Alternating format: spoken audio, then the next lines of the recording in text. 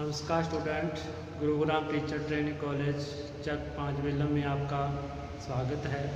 हम बीएड द्वितीय वर्ष के अंदर समावेशी शिक्षा का निर्माण जो विषय है उसका अध्ययन कर रहे हैं, जिसके अंदर हमने लास्ट वीडियो के अंदर या इससे पहले हम समावेशी शिक्षा के बारे में अध्ययन कर चुके हैं कि समावेशी शिक्षा है क्या, किस प्रकार से समावेशी शिक्षा कार्य करती है, किस प्रकार से जो विशेष बालक होते हैं उनके लिए सामान्य कक्षाओं का प्रबंध करती है। यानी कि सामान्य और विशिष्ट बालक एक साथ एक ही विद्यालय में एक ही कक्षा में एक साथ बैठ करके अध्ययन करते हैं। तो उसके लिए हमने अलग अलग विशेषताओं का भी अध्ययन किया था या अलग अलग विशिष्ट प्रकार के बालकों का भी अध्ययन किया था। जिस प्रकार से हमने देखा था कि क्षमताएँ होती हैं, डिसेबिलिटी होती है, शारीरिक क्षमता हो गई, मानसिक क्षमता हो गई, दृष्टि दोष हो गया, श्रवण दोष हो गया,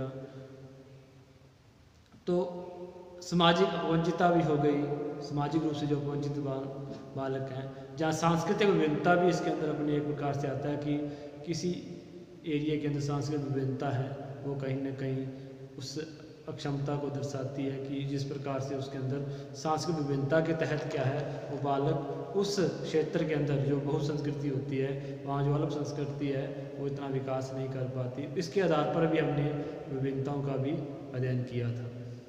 तो सामाजिक अपवंचितता हो गई, शारीरिक विकलांगता, मानसिक विकलांगता, सामाजिक जो विभिन्नता है या सांस्कृतिक विभिन्नताएँ कह सकते हैं अपने।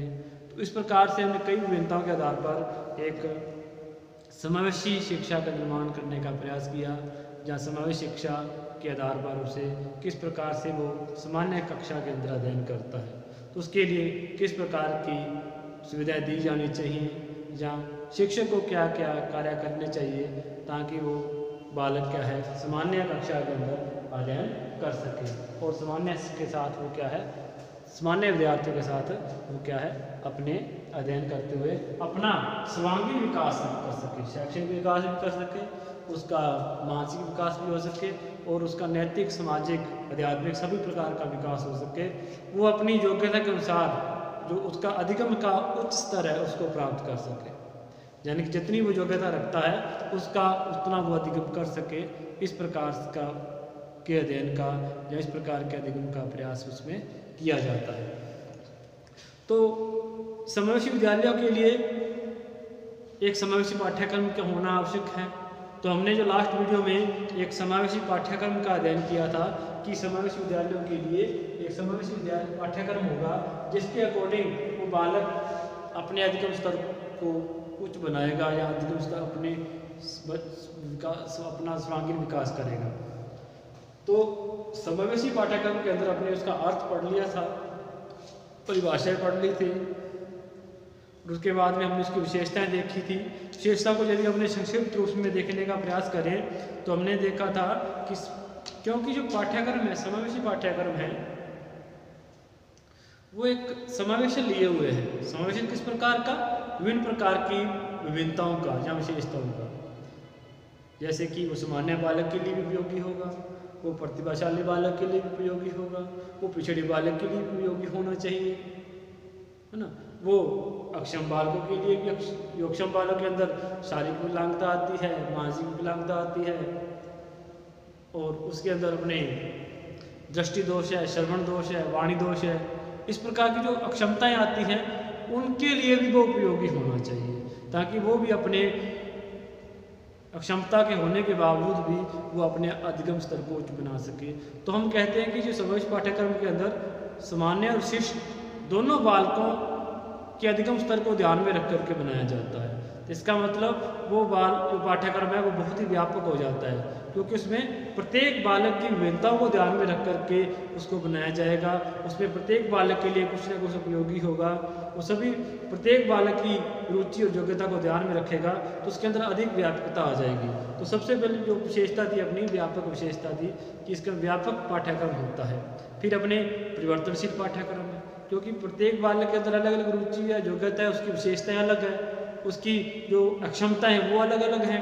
तो उसके लिए पाठ्यक्रम परिवर्तनशील होना चाहिए। अध्यापक अपनी सुविधा अनुसार उसके अंदर कुछ न कुछ परिवर्तन कर सके, यानी कि पाठ्यक्रम लचीला भी होना चाहिए। ये भी अपने पढ़ा था। उसके बाद विविधता युक्त तो अपने कह ही सकते कि क्योंकि कई प्रकार का पाठ्यक्रम है, कई प्रकार के बालक इसको अध्ययन करेंगे तो कई प्रकार की विविधता लिए होगा। इसके बाद सम्मिलित पाठ्यक्रम के अंदर जिस प्रकार से प्रत्येक चीज़ का उसके अंदर समावेश किया जाए, खेल कूद का है, गीत संगीत का है ना, जिस प्रकार की बालकों की विशेषताएं उसी प्रकार से उसमें अध्ययन करवाने के लिए विभिन्न प्रकार की जो गतिविधियां हैं या सहगामी गतिविधियां हैं या पाठ्यक्रम के अंदर अन्य गतिविधियां हैं उसको सम्मिलित किया जाता है। बहुउद्देशीय पाठ्यक्रम हो गया क्योंकि इसके अंदर बालक के सभी हितों को ध्यान में रख करके ही उसका निर्माण किया जाता है। समसामयिक पाठ्यक्रम होना चाहिए, जो समसामयिक जो चीज़ें हैं, वर्तमान की जो समस्याएं हैं, जैसे स्त्री शिक्षा को बढ़ावा देना या और जो सामाजिक समस्या उसको उजागर करने के लिए, सांस्कृतिक विकास करने के लिए इस पाठ्यक्रम के अंदर ध्यान रखा जाता है।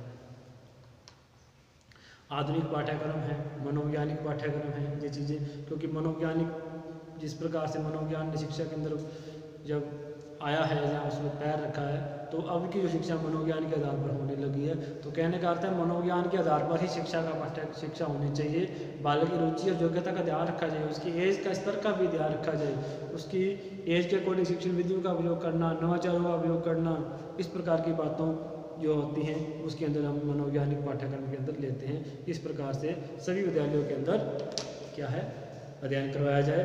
मनोवैज्ञानिक कहता है कि किसी के साथ भेदभाव भी ना हो किसी बालक के साथ, इसी प्रकार से सभी बालकों को एक साथ बिठा करके समान रूप से शिक्षा दी जाए, ये चीज़ें हैं। बाल केंद्रित पाठ्यक्रम होना चाहिए, बालक की रुचि योग्यता के अनुसार पाठ्यक्रम हो, सामाजिक अपेक्षा के अनुरूप पाठ्यक्रम हो, जो समाज क्या चाहता है, समाज की उससे क्या अपेक्षा है कि वर्तमान में जैसे आपने, क्योंकि समाज एक परिवर्तनशील है, आज इसकी डिमांड है, कल किसी और की डिमांड होगी, कोई और मांग हो जाएगी। तो इस प्रकार से पाठ्यक्रम भी अब समाज की मांग के अनुसार परिवर्तन होते रहना चाहिए। उस प्रकार से जो समाज जिसकी मांग कर रहा है पाठ्यक्रम में, उसी प्रकार का क्या है उसके अंदर पाठ्यक्रम हो। जैसे कि पहले जब अपने देखते हैं तो कंप्यूटर का इतना नहीं था, तो आज अपने कंप्यूटर को लेते हैं तो कंप्यूटर का पाठ्यक्रम अनिवार्य रूप से हो गया है। तो पाठ्यक्रम अनिवार्य रूप से अपने कहते हैं कि कंप्यूटर होना चाहिए, मोबाइल है ना, जो डिजिटल क्रांति आई है उसके बारे में समाज की डिमांड हो गई है, ताकि वो मांग होगी समाज की कि इसके बारे में भी बच्चों को शिक्षा दी जाए, ताकि बच्चे अपने आप को अपडेट रख सकें, आधुनिक रख सकें, अपने उसकी जो समाज की आधुनिकता है, जो वैज्ञानिकता है उसको जान सकें। तो समाज की अपेक्षा के अनुरूप पाठ्यक्रम भी होना चाहिए। रुचिपूर्ण पाठ्यक्रम हो, पाठ्यक्रम रुचिपूर्ण होगा तभी बालक उसको रुचिपूर्ण से सीख सकेगा। इसलिए नई नई शिक्षण विधियों का, नए नए पाठ्यक्रम का, नए नए प्रकरणों का उसके अंदर समावेश किया जाना चाहिए। प्रजातांत्रिक पाठ्यक्रम का अर्थ है कि सभी को समान अवसर मिले, सभी की सहभागिता सुनिश्चित की जाए। चाहे बालक किसी प्रकार की अपंगता लिए हुए तो उसको अपने विद्यालय के अंदर सम्मानजनक व्यवहार मिले, उसको ये नहीं लगे कि मैं इस विद्यालय से अलग हूँ, मुझे विद्यालय में भेदभाव किया जा रहा है। उनकी बातों को भी सुना जाए, उनकी बातों को भी महत्व दिया जाए, जो कि प्रजातांत्रिक को दर्शाता है ये चीज़ें। तो ये चीज़ें अपने इसके अंदर विशेषताओं के अंदर पढ़ा था। फिर अपने सार्वभौमिक पाठ्यक्रम के बारे में पढ़ा था कि सार्वभौमिक पाठ्यक्रम क्या होता है। कि देखो सभी सार्वभौमिक का मतलब सभी जगह पे एक जैसा पाठ्यक्रम हो, क्योंकि कोई भी अक्षम बालक है, कोई भी अक्षमता है उसके अंदर चाहे कहीं भी है तो लगभग एक सेम सी उसके अंदर समस्या आएगी, सेम सा पाठ्यक्रम होना चाहिए। उसमें सेम से क्या है उसके अंदर जो समान रूप से कह सकते हैं, समान रूप से उसके अंदर पाठ्यक्रम होना चाहिए, ताकि वो कहीं भी जाकर उसका अध्ययन करे तो वो उसकी उपयोगिता सुनिश्चित हो सके। तो निर्योग्य पाठ्यक्रम के लिए रुचि को बनाया जाए, साथ साथ पाठ्यक्रम निर्माण अंतर्राष्ट्रीय सुझावों को भी किया जाए और अभिसमय को भी स्थान दिया जाए। जो अंतर्राष्ट्रीय स्तर पर जो सुझाव दिए गए हैं समय समय पर, जैसे यूनेस्को के द्वारा और यूएनओ के द्वारा, उनको भी उसके अंदर समावेश किया जाए। वैज्ञानिक पाठ्यक्रम होना चाहिए, पाठ्यक्रम का जो ढांचा है वो वैज्ञानिक दृष्टिकोण पर होता है, जहाँ होना चाहिए, है ना। क्योंकि शिक्षक, प्रधानाध्यापक, प्रबंधक जब तक प्रयोग किए जाते हैं, जब तक कि बालक उसको सीख नहीं लेता, वो शिक्षक एक प्रयास करता है कि बालक को अधिक से अधिक सिखाया जाए। उसको अधिक से अधिक सिखाने के लिए क्या है, अधिक से अधिक उसके अंदर प्रयास करना चाहिए, नवाचारों का उपयोग करें, वैज्ञानिक विधियों का उपयोग करें, व्यक्तिगत रूप से जो विधियों का मिश्रण करके भी उसमें उपयोग किया जा सकता है। ये चीज़ें उसके अंदर आ सकती हैं कि एक या दो से अधिक विधियों को मिला करके भी यदि आवश्यक हो तो शिक्षक को पढ़ाया जाए, शिक्षक द्वारा बालकों को पढ़ाया जा सकता है। इस प्रकार से वैज्ञानिक पाठ्यक्रम के अनुसार होना चाहिए। तो इस प्रकार ये हमने विशेषताओं के बारे में पिछली वीडियो के अंदर या लास्ट वीडियो के अंदर अपने अध्ययन किया था। तो जैसे कि हम इस पाठ्यक्रम के माध्यम से बालक का निरंतर विकास करना चाहते हैं, बालक के अंदर किसी प्रकार की क्षमता हो तो वो अपने आप को उच्च अधिगम स्तर तक पहुंचा सके जितनी उसकी योग्यता है, ये प्रयास समावेशी पाठ्यक्रम के अंदर किया जाता है। उसके अंदर सामाजिक आर्थिक स्तर पर पिछड़े छात्रों को, वंचित विकलांग छात्रों की आवश्यकता की पूर्ति करने का प्रयास उसके अंदर किया जाता है। तो इस प्रकार से इस पाठ्यक्रम को हम सामान्य पाठ्यक्रम की तुलना में अधिक अच्छा मानते हैं। अधिक अच्छा क्यों मानते हैं? क्योंकि इसके अंदर सभी बालकों की रुचि और योग्यता का ध्यान रखा जाता है और सभी बालकों की विशेषताओं का ध्यान, जो उसकी विशेषताएं हैं उसका भी ध्यान रखा जाता है और सभी बालकों के लिए उपयोगी होता है, सभी बालकों के लिए उपयोगी होता है और सभी बालक इसके अंतर्गत रुचिपूर्ण तरीके से अपने अधिगम स्तर को उच्च स्तर पर पहुंचाते हैं। तो इसी के साथ ही हम आप आगे समावेशी पाठ्यक्रम के सिद्धांतों की चर्चा करेंगे कि जो समावेशी पाठ्यक्रम है किन सिद्धांतों पर कार्य करता है। तो जैसा कि आपने देखा कि एक व्यापक स्तर पर पाठ्यक्रम होता है, तो व्यापक पाठ्य स्तर पर होता है तो सामान्य बालकों के लिए भी होता है, विशिष्ट बालकों के लिए भी होता है। सामान्य बालकों और विशिष्ट बालकों के लिए जब पाठ्यक्रम होता है तो उनके लिए उनकी अक्षमताओं को ध्यान में रखते हुए उसको सिखाना पड़ेगा, नई नई शिक्षण विधियों का उपयोग करना पड़ेगा, विभिन्न प्रकार के बालकों के लिए विभिन्न प्रकार की शिक्षण विधियों का उपयोग करना पड़ेगा। तो एक जो शिक्षण विधियों संबंधी सिद्धांत है वो सिद्धांत पर कार्य करेगा कि नई नई और आवश्यकतानुसार जो शिक्षण विधियाँ हैं उसका उपयोग किया जाए।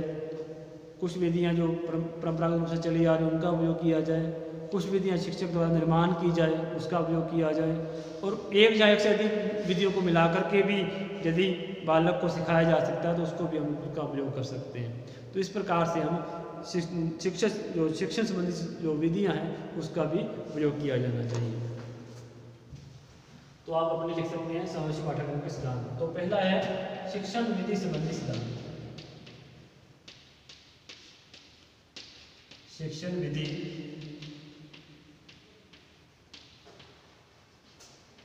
संबंधी सिद्धांत। नंबर 2 है, इसके बारे में अपने चर्चा कर ही चुके हैं, तो यही है कि अपने नई नई शिक्षण विधियों का उपयोग इसमें किया जाए। दूसरा है शिक्षण अधिगम सामग्री का सिद्धांत। शिक्षण अधिगम सामग्री का सिद्धांत। शिक्षण अधिगम सामग्री का सिद्धांत। शिक्षण अधिगम सामग्री क्या होती है? टीचिंग लर्निंग मटेरियल, यानी कि TLM बोलते हैं अपने, ऐसा सामग्री जो पढ़ाने में और अधिगम करने में सहायक होती है वो शिक्षण अधिगम सामग्री है। मान लो अपने टीचिंग एड लेते हैं तो टीचिंग एड के माध्यम से एक तो पढ़ाना सरल हो जाता है, दूसरा उस बालक को भी रुचि आती है कि बालक उस रुचिपूर्ण तरीके से सहायक रूप से क्या है उसको सीख सकता है। तो इस प्रकार से TLM के माध्यम से भी क्या है बच्चों को पढ़ाया जाता है, शिक्षण अधिगम सामग्री के रूप में इसका अधिक प्रयोग किया जाता है। शिक्षण अधिगम सामग्री के अंदर अपने जो बालकों को अधिक से अधिक सिखाने में सहायक हो इस प्रकार की शिक्षण अधिगम सामग्री का प्रयोग करते हैं। तो शिक्षण अधिगम सामग्री भी व्यापक स्तर पर होती है क्योंकि प्रत्येक बालक के अंदर विभिन्नताएं होती हैं, उसकी विभिन्नताओं को ध्यान में रखते हुए शिक्षण सामग्री का भी विभिन्नताओं के रूप में उपयोग किया जाता है कि उनकी योग्यता के अनुसार, उनकी क्षमता के अनुसार क्या है अधिगम सामग्री का उपयोग किया जाता है। जिस प्रकार से पाठ्य पुस्तक है, ग्राफ है, चित्र है, प्रोजेक्टर है ना, हैंड आउट है, वीडियो है, ऑडियो क्लिप है। मान लो किसी को दिखाएंगे तो ऑडियो क्लिप के माध्यम से सिखाया जा सकता है, और उसके अंदर इस प्रकार की कम दिखाई देता तो बड़े आकार की पुस्तकों के बारे में उसके अंदर शिक्षण अधिगम सामग्री है। बड़े आकार की क्या है टीचिंग ऐड बनाई जा सकती है ना। तो जो जिसको कम सुनता है तो टीचिंग एड के माध्यम से भी दृश्य सामग्री के द्वारा सिखाया जा सकता है।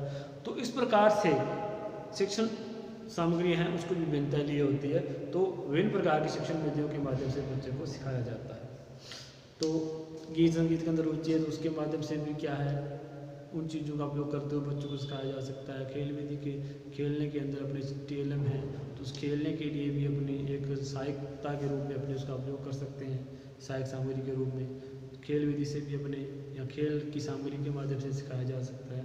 तो ये जो छात्र हैं उनके अंदर अपने इनके रूप में शिक्षण अधिगम सामग्री का जितना उपयोग अधिक हो सकता है और जितनी विभिन्नता लिए होता है उतना ही प्रभावी रहता है। तो समावेशी पाठ्यक्रम के अंदर शिक्षण विधियों का भी उपयोग, शिक्षण अधिगम सामग्री का भी उपयोग किया जाता है जो विभिन्नताओं के आधार पर किया जाता है।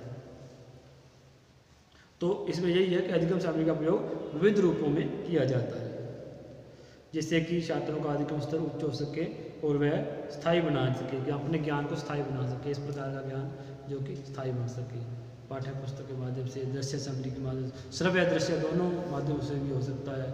इस प्रकार का जो टीचिंग एड है उसका या टीएलएम का उपयोग उसके अंदर किया जाता है।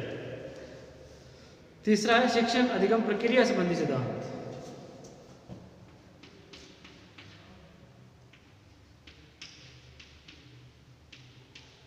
शिक्षण अधिगम प्रक्रिया संबंधी सिद्धांत।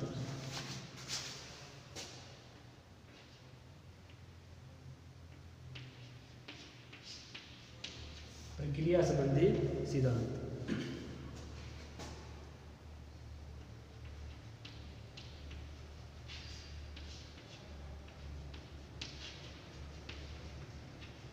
तो शिक्षण अधिगम जो प्रक्रिया है वो कैसी होनी चाहिए, क्योंकि वो व्यापकता लिए होगी।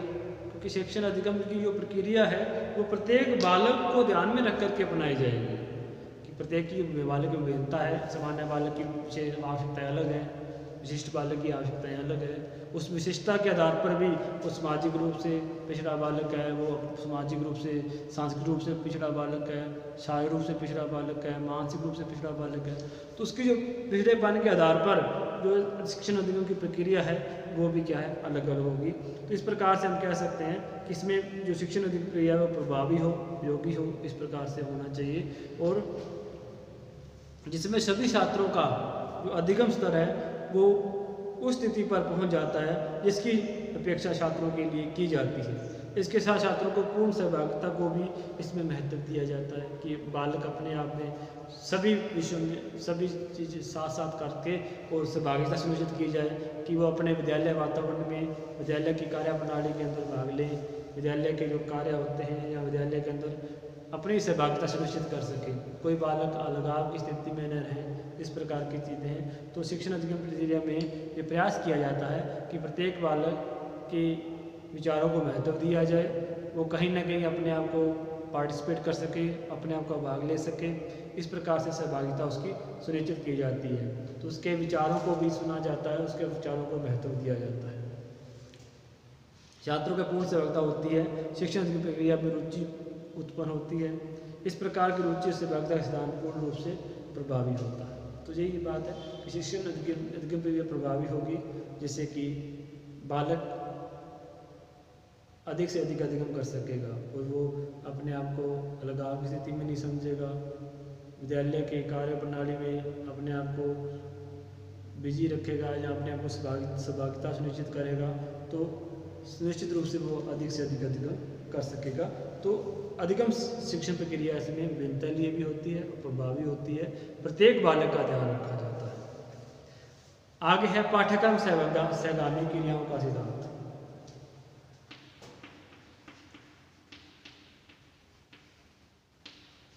पाठ्यक्रम सहगामी क्रियाओं का सिद्धांत। तो पाठ्यक्रम सहगामी क्रियाओं का सिद्धांत का चीज है कि बालक के अंदर जो विविधताएं होती हैं उसके लिए जो अपने पाठ्यक्रम के अलावा जो उसका मेन कक्षा का जो पाठ्यक्रम है उसके अलावा उसके अंदर जो खेल कूद है, कल्चर एक्टिविटी है, इसके अंदर भी उसकी सहभागिता सुनिश्चित की जाए, जिससे कि वो अपनी रुचि और योग्यता के अनुसार उस सहगामी क्रिया में भाग लेकर के अपना विकास कर सके, सर्वांगीण विकास कर सके, अपना शारीरिक मानसिक विकास कर सके।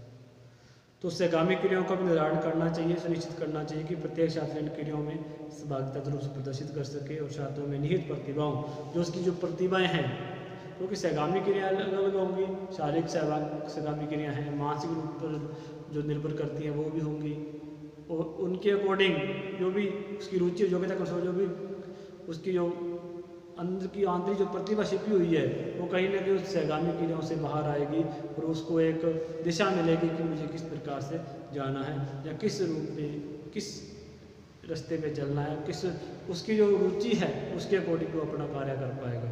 तो यही बात है कि जो अंदर की जो छुपी हुई प्रतिभाएं हैं वो निखर करके आएंगी, उनके लिए वो प्रेरित होगा। तो ये बातें हैं इसके अंदर पाठ्य सहगामी क्रियाओं के अंदर, जो उसके अंदर हीन भावना ग्रसित है, कहीं ना कहीं जब पाठ्य सहगामी क्रियाएं के अंदर वो भाग लेगा तो वो हीन भावना दूर होगी, वो अपने आप को एक सामान्य बारगोत्र है वो समझेगा और अपने आप का विकास कर पाएगा, आत्मविश्वास से वो कार्य कर पाएगा।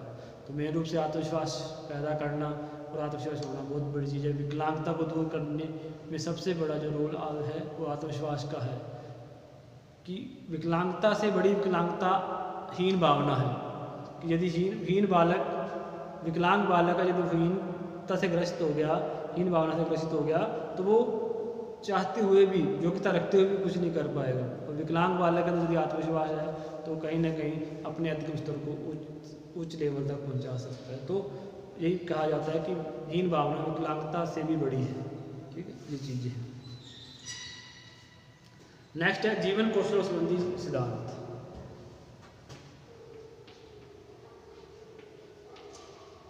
जीवन कौशलों संबंधी सिद्धांत।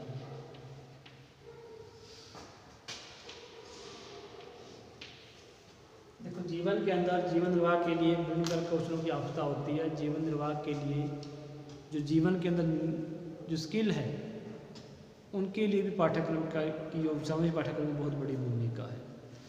कैसे कि जीवन के जो कौशल का विकास करने के लिए जो सामग्री का जो समावेश किया जाता है वो समावेशी पाठ्यक्रम के अंदर देखा जाता है, क्योंकि इसके अंदर विभिन्न प्रकार की कौशल या विधियों संबंधी या क्रियाओं संबंधी समावेशन होता है, जिससे कि बालक अपने आप को जीवन के जो जीवन निर्वाह के लिए जरूरी आवश्यकता है उनको भी पूरा करता है। जीवन की जो स्किल है कि समाज में कैसे रहना है, और जो बड़ों के साथ किस प्रकार से बर्ताव करना है, जीवन निर्वाह के लिए किस प्रकार का कार्य मैं कर सकता हूँ, है ना, अपनी आर्थिक निर्भरता के लिए किस प्रकार का कार्य कर सकता हूँ, ये सारी चीज़ें हैं वो समावेश पाठ्यक्रम के अंदर भी आती हैं, यानी कि बेसिक शिक्षा के रूप में भी आती हैं। तो इन पाठ्यक्रम के माध्यम से एक दिशा मिलती है एक बालक को कि वो अपने जीवन निर्वाह के लिए क्या कर सकता है, किस प्रकार से वो अपने आप को आत्मनिर्भर बना सकता है, किस प्रकार का जीवन कौशल सीख करके वो अपने आप को समाज के अंदर आत्मनिर्भर रूप से और आत्मविश्वास से रह सकता है। तो ये चीज़ें हैं। तो इसमें अक्षम व वंचित और विविध संस्कृतियों में आने वाले छात्र सर्वश्रेष्ठ स्तर पर हो सके, छात्र को निर्णय क्षमता कौशल, नेतृत्व कौशल, समायोजन कौशल एवं शिक्षा संबंधी कौशलों का विकास हो सरल व स्वाभाविक रूप से हो सके, कि नेतृत्व करना है जीवन निर्वाह के लिए या फिर अपने समायोजन किस प्रकार से करना है, वही बात आ गई थी पहले कि समाज में किस प्रकार से रहना है वो बात सिखाते हैं। और शिक्षा संबंधी किसी बात को की समीक्षा कर सकें वो क्या सही है क्या गलत है, इस प्रकार की बातों का भी इस पाठ्यक्रम के माध्यम से बालक के अंदर विकास होता है। छठा पॉइंट है विकास संबंधी सिद्धांत।